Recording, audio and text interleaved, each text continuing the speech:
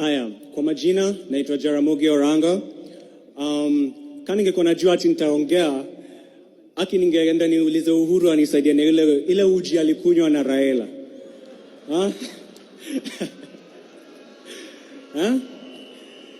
Juu sasa siwezi simama hapa niseme ati naogopa kuongelesha nyinyi wote.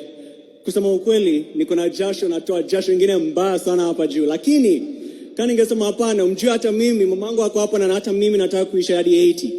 Mimi nataka kufika 80, na kama nimesema ati sitaki kuongea, hata mimi mngeniweka tu pale tu. So mimi nataka tu kusema kuna tu mtu mmoja unajua Raila ni mtu, labda ulikuwa unampenda ama uko unampendi, lakini ni lazima ulikuwa unamheshimu.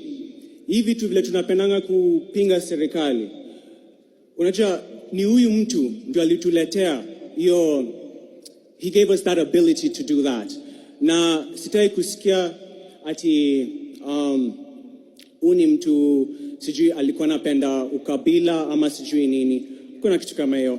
So napenda tu kusema asante kwa baba, na nataka ku pass my condolences kwa Auntie Aida na kila mtu mwingine. Asanteni sana kwa kukuja na kwa kunikusikiza. Asante. Thank you. Then